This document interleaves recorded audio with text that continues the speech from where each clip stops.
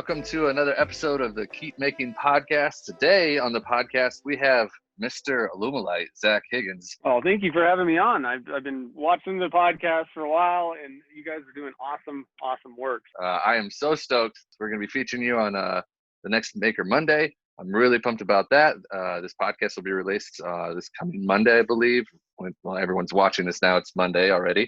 But I'm real excited to have you on here because, as I was mentioning to you earlier, when I first started this job, I heard tale of this Mr. Alumilite that's on YouTube that teaches everybody about resin. He's got an ebook about resin. He sells pen blanks. He does turning. He shows people how to cast. He shows people how to make mold boxes. Like from the very beginning level of resin all the way to like the master class you've been doing. So I'm really glad that you're here. I'm really glad that you're part of the podcast, and welcome. I'm happy to be able to come on and meet you too.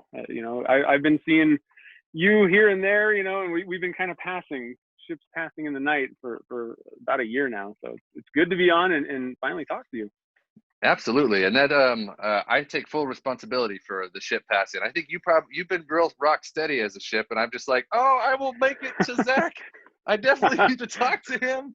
But no, I appreciate your patience, and I'm super stoked that we're doing this. So to start off, I want to know how you got the name Mr. Alumilite. I'm assuming it's because you've been so loyal in general to the Alumilite brand and the products that we offer and that kind of stuff. But like, how did that even come about? How did that even start? Can you give me a little insight into that? Well, not to burst your bubble, I've actually never heard that before. You really? It must be a company. I think that everybody at Alumilite must be whispering that. But I would imagine that it's just, I started casting, I don't know, like 7 years ago, I guess. And it just, the funny thing is I tried polyester resin. Everybody back then, that was like, oh, if you're going to start, get the cheapest thing on the planet. And I did one thing with it, and it smelled so horrible that I literally threw a gallon of it in the trash can. And I knew about, there wasn't that many videos or anything. There wasn't that much information back then. I kind of heard, like, frankly, I had never even heard about resin casting.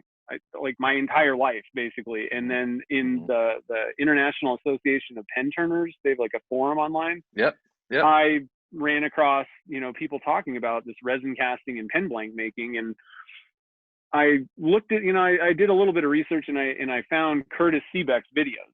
He had like 2 videos, and he's like, here's how it works. And he, and I said, okay, this polyester resin stuff, I can't do this. This is not going to work.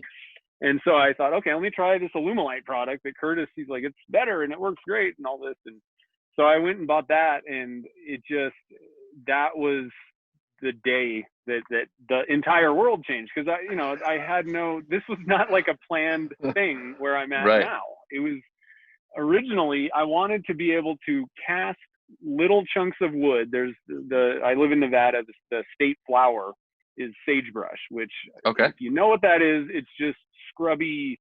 It's ridiculous that it's even the state flower. It's so ubiquitous here that I guess somebody's like, oh, we should just do that, And so I wanted to make pens with sagebrush in it, and it's just really not a material that you're going to turn, because it's not like a tree. It's not wood in the typical sense. It's like this gnarly, stuff that it'd be much better to make to like use the branches, kind of like the smaller chunks, and then have resin. And so it was just, I had one track mind when I got into it. Like, I wanted to just make these sagebrush pen blanks, and I'm thinking, oh, I can sell them at the state legislature, because I'm up near Carson City, the capital. And like, I'm like, oh, I had these huge plans of my sagebrush empire. And so I got into it, but it changed. Like, the minute that I really started working with resin, things were just blowing up in my mind. Like, it worked for what I wanted. But then I'm looking at it like, okay, so you can literally put any kind of effect in it. And I mean, this was like the first month or two that these things, so I had no clue what I was getting into. Like, I'm just thinking, there's dyes and there's some like sparkly powders, and you can make it, any shape, you can turn it, you can cut it. And I went from a woodworker to a resin worker in a sense. Like my entire life was Okay. around this now because it was just so intriguing how much stuff you could do with it. And I was like, I got to play with this. You know, I'm the type of person that, you know, stick something in front of me that intrigues me and I'm all in on it, you know? Okay. Which the other thing that's kind of funny about that is I came from woodworking and I was such a traditionalist. It was all about the natural wood grain and I wouldn't even put a finish on stuff. Like it was oil finish because you got to feel the wood. And I went from this like total traditionalist wood, like I was turning pens at that time and I was like, I am not turning acrylic. Right. It's going to be made out of wood. But then when I saw what you could do on your own, you know, and I think the thing was, it went from like the idea of buying a plastic blank and most of them were like just that acrylic stuff that was junk that you could get at, you know, Woodcraft or wherever. Buying that and turning it, I had no interest in that whatsoever. But being able to create the thing yourself, I even didn't really like turning pens. I'm like, so I'm going to take a tiny chunk of wood and I'm going to make it smaller and then stick it on a Chinese piece of, kit. I didn't like that. Again, traditionalist mindset. I really came from when I got into this like hobby and everything. I wanted to make custom furniture. That's in the business. So I was really like, oh, wood grain and, you know, like all of this traditionalist kind of ideas. But it flip-flopped, totally flip-flopped when I had the power to create whatever I wanted with color, with, you know, effects and all that. And it just, you know, snowballed basically at that point. So anyway, where did the name come from? I got into Alumilite and it worked so well. You know, I mean, there's other resins out there, but Alumilite Clear, I am not patient.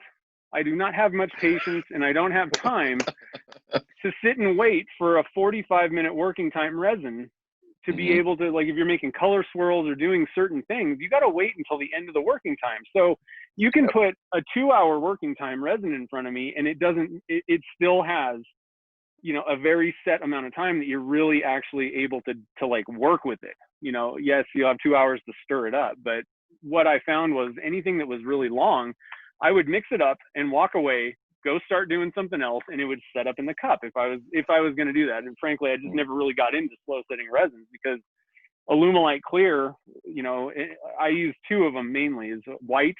So, and that was the one that I bought first, Alumilite White. Okay. 2-minute working time, 2 minutes. Fast. Right. And so I was used to that, right? I'm like, I ain't buying a 45-minute working time resin. I can get this stuff done in 2 minutes and move on with my life, you know. And then and then I got a little bit into the clear, and that was a little bit more for, you know, obviously for like embedding things and you know, micas and a little bit more of the effects. So those were the two that I used, and then they came out. The beauty was when Slow Set Clear came out, 12 minutes I was like, oh, I can do anything just about on the planet that for the typical things that I do with turning blanks, that is like the perfect amount of time. And so that's what I use mostly. And then there are some projects that you need longer working times for, and then you go out and get something that, you know, has a long working time. That's fine. But for 90% of what I do, Alumilite Clear, I mean, you could actually change the title to the Alumilite Clear guy, because it works for so many things. You know, and it's a joy to turn. That's the other thing is I've tried a few different things, and frankly, nothing ever stacks up to Alumilite Clear for just overall workability for me. It polishes well, it turns well, it cuts well. Okay, I'm set. That's it. That's all you need. The drawback I think people have with the faster working time is the need for pressure, but some people look at that like, and I get that, you know, there's more money involved. You have to pay for another thing. And it's, you know, it just makes things a little bit more complicated. But what I've found is for many of the things that people want to do, I don't care if you have a 45-minute working time, you still want to pressurize it to ensure there's no bubbles. So to me, it's not really like I don't see it as, oh, well, if you use this one, you have to use pressure. I use pressure for everything that I use. As long as it'll fit in the pressure pot, why not? That's what I do. And one thing that people don't realize is I think that they don't understand that the idea of, you know, it doesn't need pressure. They don't understand that there's going to be bubbles in it no matter what you do, and they need to float out. And so they put things on like in the resin. And at that point, the bubbles aren't coming out. They can't free Right. themselves. No, I don't care if it was a 10-hour working time. It's still not going to change the fact that these bubbles are there, and pressure just gets rid of them. And so it's always kind of like, that's not really the thing, I don't think, for most people, so it's, I don't know, it works perfect. It's a great product. And ever since day one, and we were talking before we started, I've dealt with Carol at Alumilite, for since day one. I mean, when I call, I don't ask for anyone. I'm like, I want to talk to Carol. Of course. Of course. It's just, and I know other people, but Carol and I, we catch up on what's going on. I order some stuff and, see what's going on. And so, she has always been amazing. We sit there, and it's funny because we sit there and talk about technical things.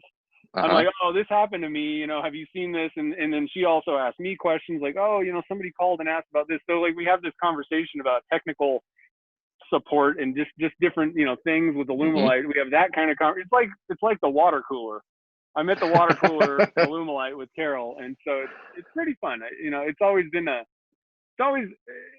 It's been a good relationship. I mean, since day one. And then, I know Curtis Seebeck too. And he was factored in with everything.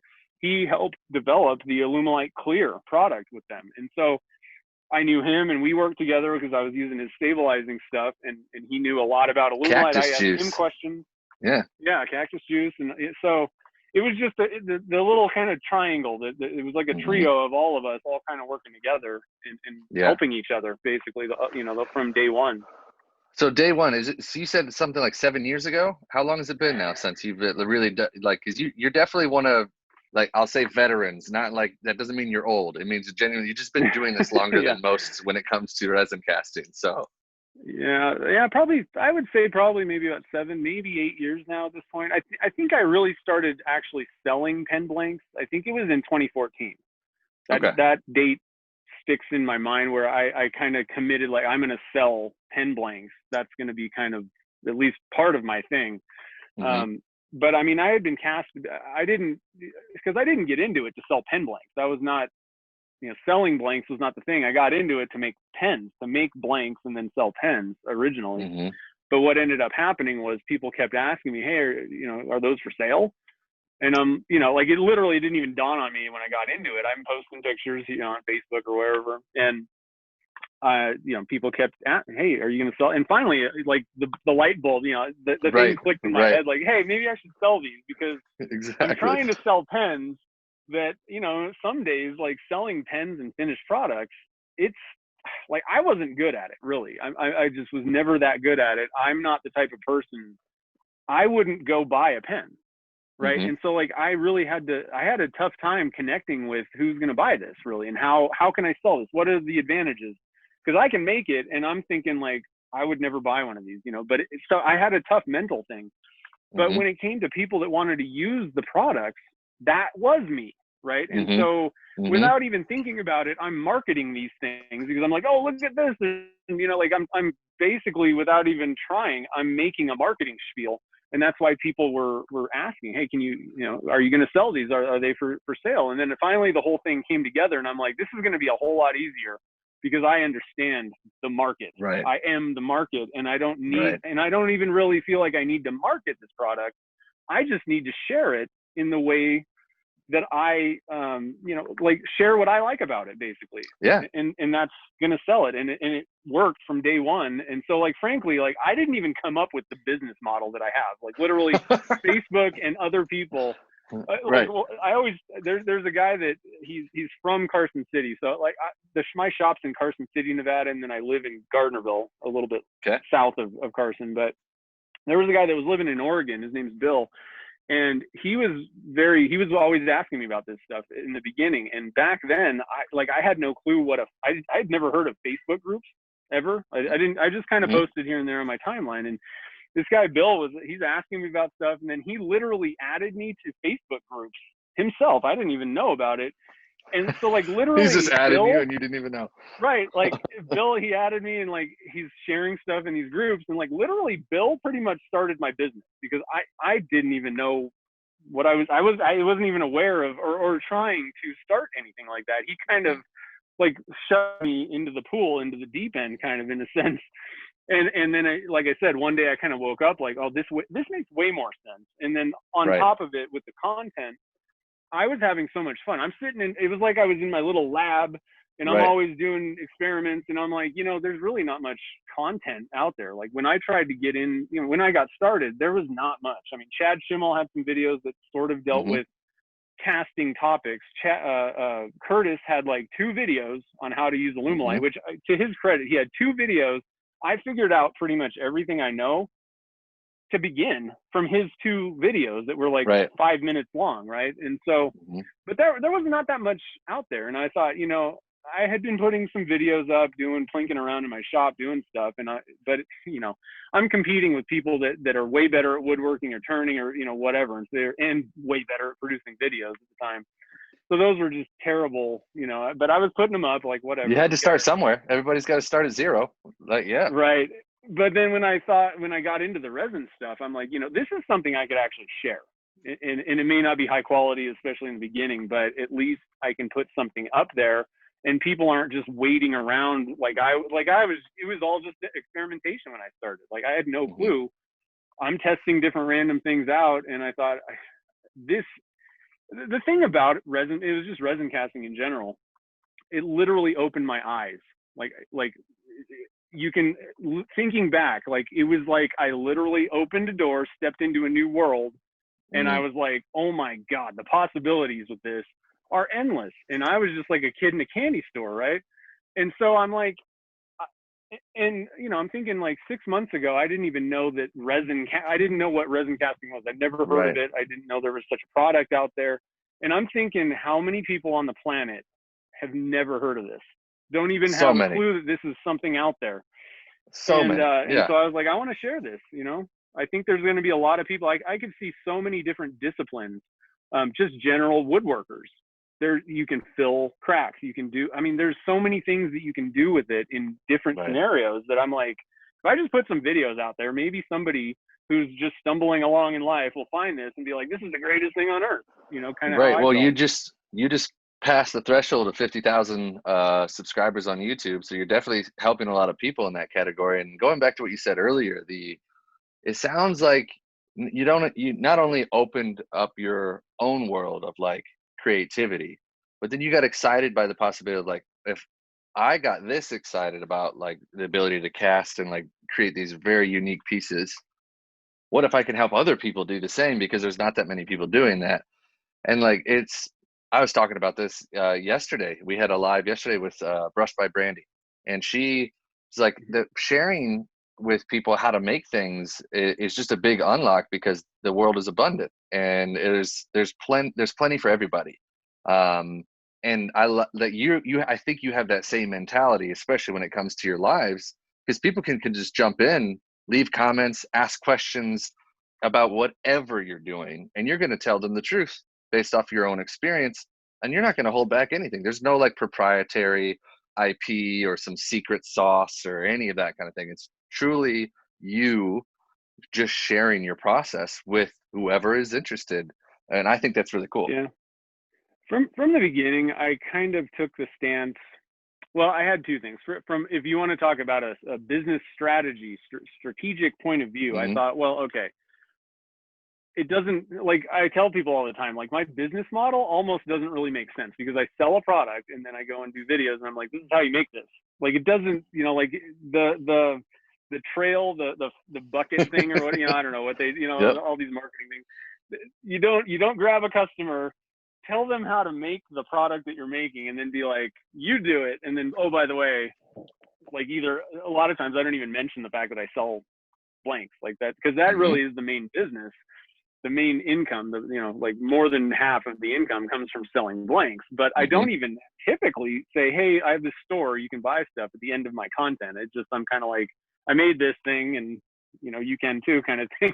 So it doesn't, like the marketing strategy doesn't make a whole lot of sense. But at the same time, what, with sharing with people, I figured, like strategically, I'm thinking, okay, well, if I show people how to do it, then I am the master. And there's going to be a whole lot of people that don't ever want to do it themselves. But if I'm the one teaching everyone, then they'll trust me. So it was kind of a trust type thing.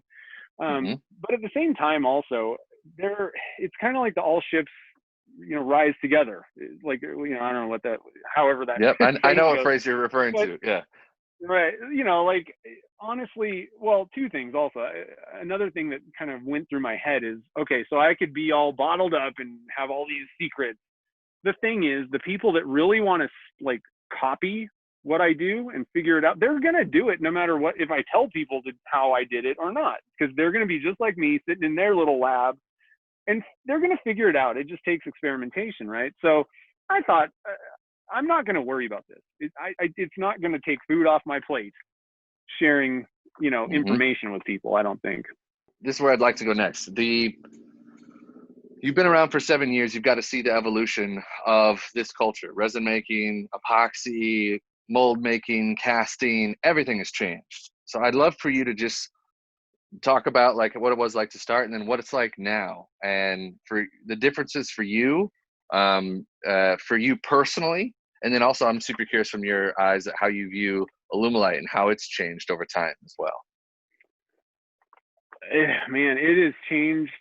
Like I said, there was nothing out there. You didn't go on Instagram and see resin anything. You saw specific wood turning or whatever it was, but there wasn't that many people sharing a whole lot of stuff. And even if they were sharing finished products or something, again, there was no like how to do this or showing the process.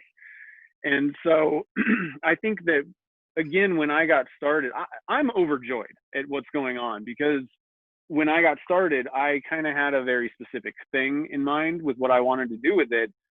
And like I said, I got into it, and then I'm like, oh my God, that you could do.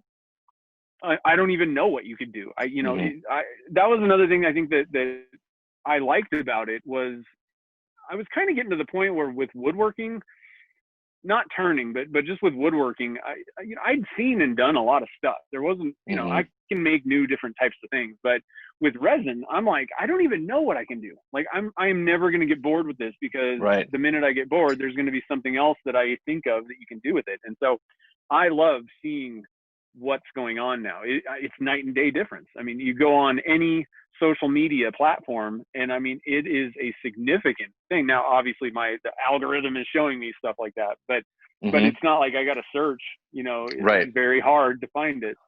So I love what's going on. I love the creativity that everybody brings, because I'm not the only person that thought of some new radical idea.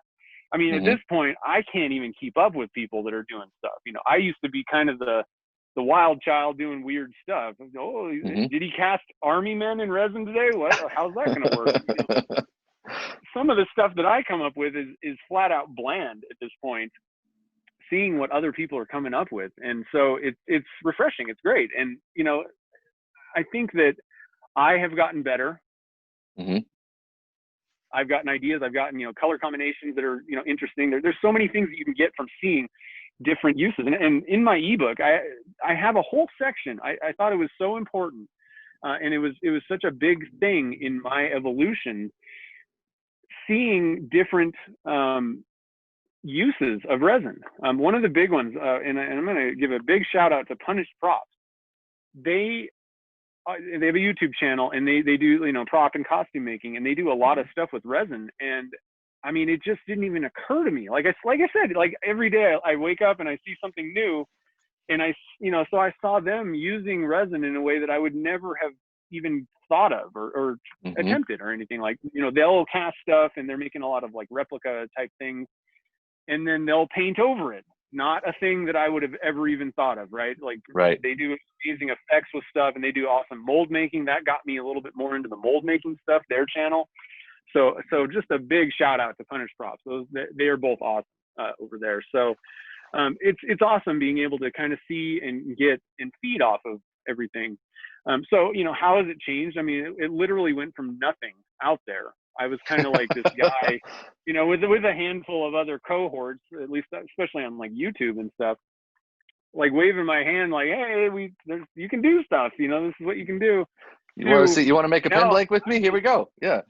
Right. To now, everybody's coming up with awesome ideas, and there's a lot of. I think that the whole community, it doesn't matter what you're doing with resin, everybody kind of supports each other very, very well. I mean, the maker community is like that in the first place, I think. But you can easily collaborate or even get help from people that are doing totally different things from you. Like the people that are doing, so Stone Coat countertops, I have gotten Great so guys. much information from them, again, in a use that I'm not really, that's not what I do. I don't make river tables, and people ask me questions about it. I'm kind of like, well, okay, I've never made one. So here's in general resin, knowledge that I can give to you, but I don't have a lot of experience, doing it that way. And their channel, oh my God, some of the stuff they do is just mind boggling. So I've learned a lot from them. And Showers, I've talked to showers, sinks, countertops, like river tables, stuff. Like, I was just like, what? They're so good. They're great. They're great. We love them. Well, and they're great people too. I've had good conversations with Mike about asking this and that. I kind of helped them. They came out with the deep cast or deep, I don't know what, some super cast, I think is what they called it. And it was, a thicker thing. And he said, I'm going to send you some, make something gigantic, and let's see how much can it, how big can we pour this? So like I was kind of in with them on some of that stuff. And so there's so many people out there doing stuff, and everybody's generally willing to help. I can't think of one time where I had a question, or I don't know, where somebody was just like standoffish, like, no, sorry, I'm not going to help you with this. So it's pretty awesome. Now, Alumilite as a company, I don't know. Things have changed. I've over the last year, obviously the content is just flat out amazing, night and day difference. You guys are everywhere, and you're spotlighting people. So I feel very honored to be on this, being spotlighted by you guys. But I've learned more. Before we started this, I was talking about Paul over at Rocker Gaming. I knew him. We've talked, but I don't know him. Like we haven't. So it was great to kind of get a little bit more behind the scenes with him and meet him a little bit more. So you guys are introducing people to other people, other makers out there. You guys are, sharing what people are doing. So like on that front, that's night and day with the company. But as far as the products go and the service, I honestly not much. The only thing that I will say has changed is when I call, I don't just get, Carol in 1 second. You guys are so busy that it's, I got to be like, hey, Carol, you got time for me?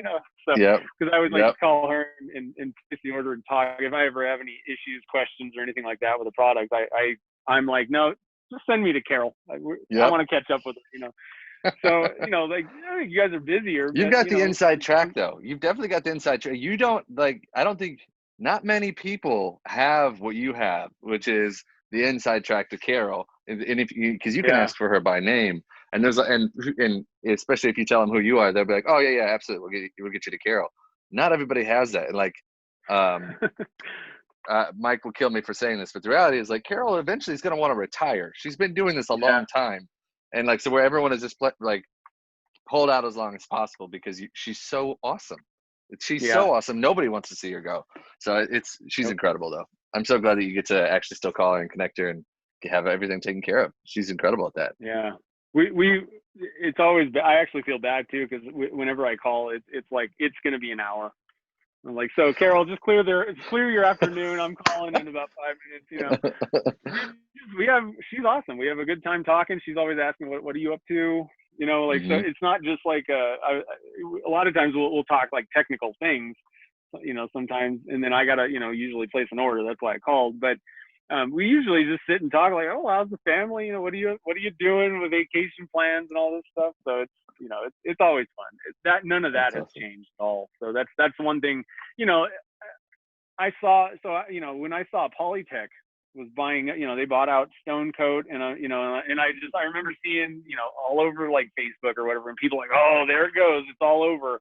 And then I heard rumor about, Polytech buying Alumilite, and I'm like, okay, we'll see what happens. Like literally nothing changed. Like the labels on bottles changed. Okay. Yeah, hopefully we made them a little better. That was kind of the point. Yeah, right. So yeah, no, and same with Stone Coat. Like nothing changed. Like it's still, so some parent company owns it, but it's all still run the same. So that's and I was kind of hesitant, like, oh man, I sell a product based on this group of things, and a lot of my blanks are, I was saying that I use Alumilite white and Alumilite clear, and a lot of the color swirl pen blanks are actually just made with Alumilite white. I got into it. I know how to use it, and I have recipes. So we were talking about like trade secrets or whatever. The one thing I'm not ever going to tell anyone is my dye recipe. Sorry, you go spend months, years trying to figure out how to get all of these different colors, because that did take me a while. So the other problem is my recipes work with Alumilite white, which is an opaque resin. So they don't actually work with clear based resins anyway. So it's a terrible, I can give it to you. It ain't going to work though for clear resins usually. Shoot, I lost my train of thought. What was it? Yeah, so the products, you're Alumilite white, Alumilite clear, and you're talking about sharing your process. That's your proprietary side, is like your colors. You're not going to share that side, which makes total sense because you spent so much time. But you're talking about change, and like you were possibly worried about products changing. Yeah, sorry about that. Yeah, so I was worried, like I have dye recipes that if you change the dyes, I'm back to square one, and so I was like, there was a couple things that I was like, oh man, I'm kind of like, waiting and seeing. Nothing changed at all. So I'm like, okay, we're good to go. Everything's good. Yep. And realistically, the one thing that did change was you guys came out with more products that address specific, concerns, problems that people have with the existing products. And so I'm like, okay, sounds good to me. You just keep bringing stuff out, and I'll try it out and see. It's still, Alumilite clear slow set. Again, I use white for some of the colored blanks that I make for products, but for all the content, Alumilite clear, slow set, 90% of everything. You can keep coming out with products, but it's going to be pretty tough for me to be like, oh, that's a lot better. The clear slow is your go-to. Yeah, that clear slow is the bread and butter. Well, the other thing is I've been using it so long, I know exactly how it operates. Every time you introduce some new resin, like I just did a resin with a project with a deep pour. I was going to ask you about that. Thing. I totally blew it on that pour, and I don't know what I was thinking. Like I really knew it had limits. Part of me was testing the limits of it. But when I looked back on what I did, I was in a rush, and I wasn't thinking about just the sheer volume of what I was doing. And it actually got out of hand. I really thought that was going to be about a gallon of resin. No, 3, totally cracked. And then in the end, it actually worked out better. I think it would have been nice. I was going to make a bowling ball with a Millennium Falcon in it.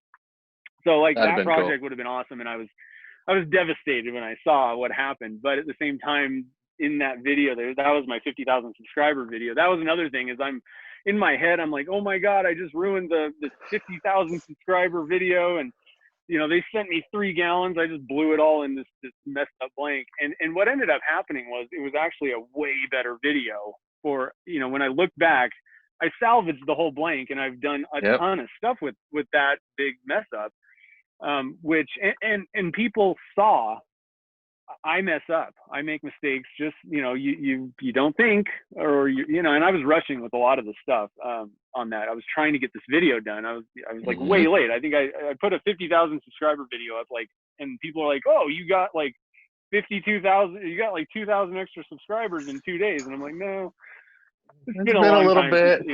Yeah, sorry, guys. And but it was way more valuable for people to see, okay, a lot of people get failures when they start. I did. That failure turned into, for that 50,000 subscriber video, it actually turned out way more valuable to my subscribers. For me to finish a bowling ball with a Millennium Falcon in it, that frankly other people have kind of done something similar. It's not like that's super ideal, super specifically better than anything else, but making a bowling ball would have been cool. I haven't seen that done, but it's basically just an X-wing sphere, big one. That's great, and I could hand that and say, oh, look at what I made. Okay, that's celebrating 50,000 subscribers, where my channel is kind of focused on helping people and sharing stuff. It actually turned out so much more valuable to my subscriber base and the people that are watching, that, hey, I screwed this up, but it ain't the end of the world. Let's see what we can do. And the comments in that video, people were like, number one, I'm glad that you showed that you showing your warts and all kind of thing. Number one, But also like sharing something like how are you going to deal with this? That's not a video that many people have up on their channel. You know, like, okay, I screwed up, but we can still, it's cool. We can do something fun with it. It's still, you know, it's not the end of the world kind of thing. And I think that was, I was happier in the end. It was tough though. It hurt. And I'm like, oh, I bet it hurt. It had to hurt. You know, and I think well, I know when I'm editing the video, like I'm kind of talking in some of them where I can see in my own face, like I am just pissed kind of, you know, I'm trying to, you know, flip the script, and it just, I was still but like in the beginning, definitely mad. I was like, oh my God, I don't really want to have to say this. But then by the end of the video, like, I don't know, I don't know if I redid stuff or cut stuff out, because I noticed that, you know, so I might have kind of reshot some of the scenes. But from the beginning of me kind of doing that video to the end, my whole mindset changed on I wasn't mad at all. Frankly, I was happier that it happened by the end. Good. And I'm like, so, you know, get in your shop and make something. Another one that people run into, it's tough, because I tell beginners, like, don't try to do the most biggest project, you know, on the planet. Like, some people do that. They're like, well, I saw this dude use 20 gallons of resin and made a table. And I'm like, so you've never touched resin. You just spent that kind of money, and you're wondering why it didn't work. No. Like, you know, and I'm just going, look, make a pen blank, or make a little just cutting do board something or something. first.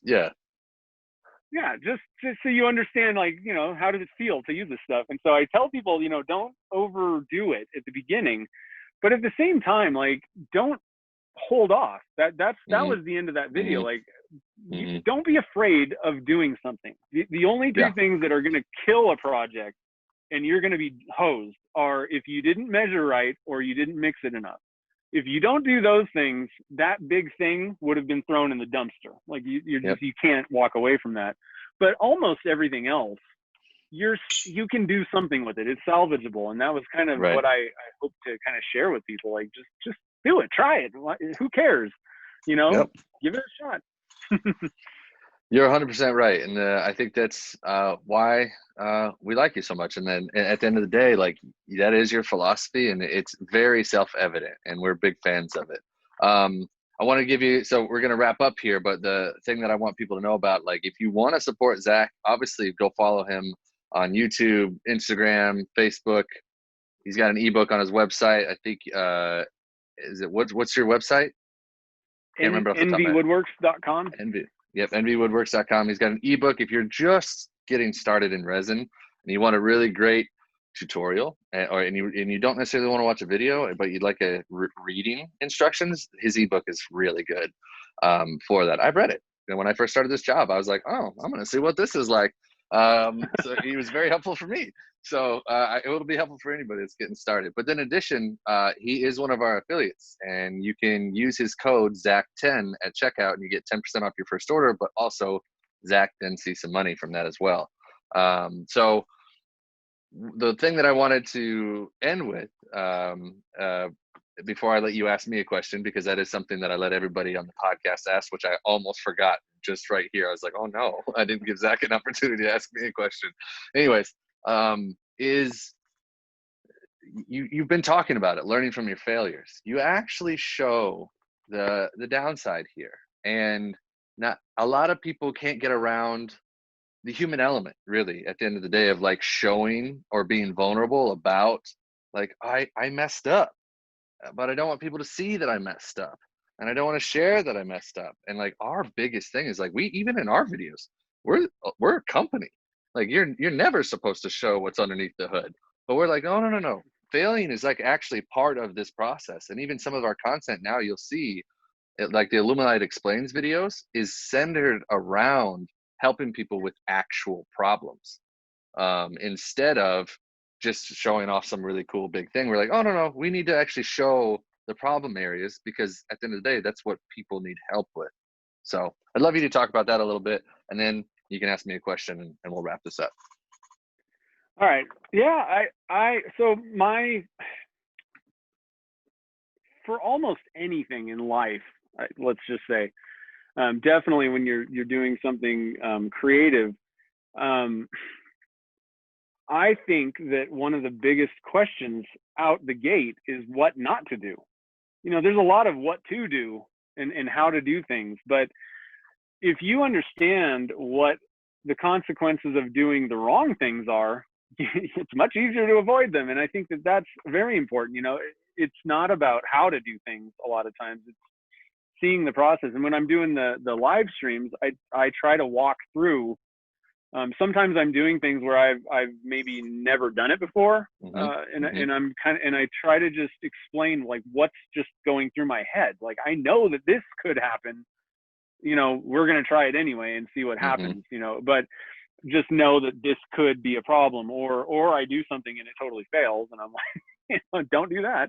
That's what a lot of the experiments. The Duncan Junk series was never meant to be what can you do? Look at what I made. Literally, I was doing these things in my shop, and I thought, why not turn the camera on and share with people so that they know, especially for like the pen blank makers.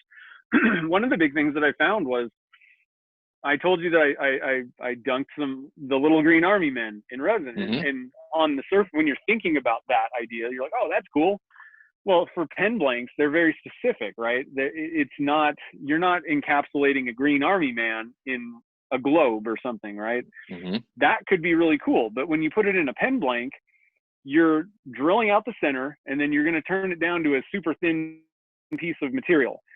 Green army men it's not even identifiable at that point. So it was a complete failure, right? And so I'm hoping that you see that and go, wow, those pen blanks suck. I'm not going to do that. That's not a good use of my time. That's the whole point. And because I was trying it out. And so hopefully by sharing the wins so that people can go and make something cool, or the losses so they don't waste their money and time. I mean, honestly, everybody knows you can't get back time. If you spend time doing something, there is no loan that you can get that back from. So none. Money comes and goes, time goes. That's all it does. And so, I'm always like, if somebody can save me from wasting my time and money, I'll take it all day. And I think that that's where you have to see what doesn't work, or how did this person fail, so that I can avoid that. And again, not waste my time and money on it. So I think it's very important. Yeah. I think people get a little worried personally about how people are going to react and respond, or what they're going to think. I'm supposed to be some expert, or I guess I still don't consider myself an expert, but 50,000 subscriber video. This was the ego, I guess. I don't know if that's the idea, but mentally, your ego is saying, well, you're supposed to be an expert. You can't show people that you don't know what you're doing. Like, they're all gonna run away and say you're an idiot. They're not. They're gonna be like, thank you for saving me the trouble. Everybody makes mistakes. We all get over it. That's life. And even for a company, it doesn't make any difference. I mean, even if you totally screw up royally, apologize, or like whatever the scenario is, you say, hey, this happened. Sorry. We're going to move on, and we're not going to do that again. And these are the steps we're going to take. And if you're making a project, you say, that didn't work, but this is what went wrong. I'm not going to do that again. It doesn't matter what the scenario is. Just own up to it and say, don't do that yourself, and I think it helps everybody.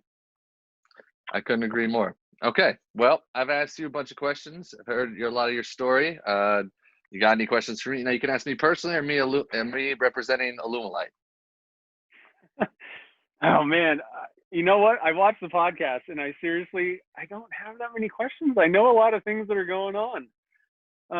If there isn't any, that's also okay. You'd be the first one, but I'm okay with that. Actually, I have a question for you. Okay. And it's probably not what you are thinking. I'm not trying to gain information about it, about Alumilite or you.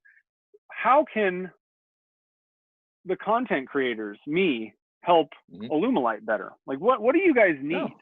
I think that's a really interesting thing, because we on our podcast, we literally just the last month we've been talking to people about sponsorship, and it's always about okay, so we can do this, but what do you need? How can we help you? And it's the same thing. I'm an affiliate, and frankly, a lot of people think that I'm sponsored by Alumilite directly, which I never have been. And I think they don't understand that I'm not really hawking Alumilite by using it. I'm like, I have a product that I don't want to use anything else for, right? Mm-hmm. And so for me, it benefits me to understand, what do you guys need from the community? What, is there anything that's missing? You know, because you guys are doing awesome content right now too. So Mm-hmm. where does everything fit in? I think that's an Yeah. interesting thing that a lot of people probably want to know. That's a really great question, and I think I do have I think I have an answer for you, at least off the dome. No, when it comes to I had to trip you up a little bit. yeah, the when it comes to our affiliates specifically, at the end of the day, like the company's mission is the same, regardless if it is an affiliate, first time customer, someone that's off the street, anyone that calls us. We truly do want to help people make what they want to make. That number one, that's the mission. One of the new slogans that we've kind of adopted is like freedom to make, or like keep making. Like you talked about it at length at the very start of this podcast. Like when you first encountered resin, your mind went, wait a minute, and it was an unlock. So for our products, there's like a hammer and a nail, mold making and casting. You can literally make whatever the heck is in your brain with our products, and that is not. I'm not exaggerating. I'm not fibbing. I'm not making it up. The reality is like literally anything. Bobby Duke Arts just made like giant wings with our D-pour, and I was just like, what? Like, there's just the stuff that people make on a regular basis. Like I was really excited to see the bowling ball, and then I saw that it failed. But at the same time, I was like, you salvaged that like crazy. You actually did taught people how to do it. And the reality is, I bet if you did it again, you could make the bowling ball. And that to me is cool. So what we need is, the reality is like, we don't necessarily need anything. What we like is when more people share in this thing of like, hey, you are creative, you can make too, would you like to try? Like anyone Yep. that is like anything that helps advance that cause at the end of the day, I think is helpful to our brand, because that's what we stand for, and it's like what we are about. And yeah, the more people share their codes and things like that, the more people can then, like at a cheaper cost, get some more resin or get their first mold making kit or whatever. We actually want to share those processes, and we actually want to like inspire people to make more, because we like it. So they like even the people that get hired or brought onto the team, whether they're from the bottling line or whatever, they have to get it on a larger sense of like, oh, we're helping people, like we're helping small businesses, we're helping people craft, we're helping people create. Like this is like a human need on some level, to like Yeah. the act of creating in general. So anything to advance that cause, we're like, cool, let's keep going. Nice. Well, I think I can help with that.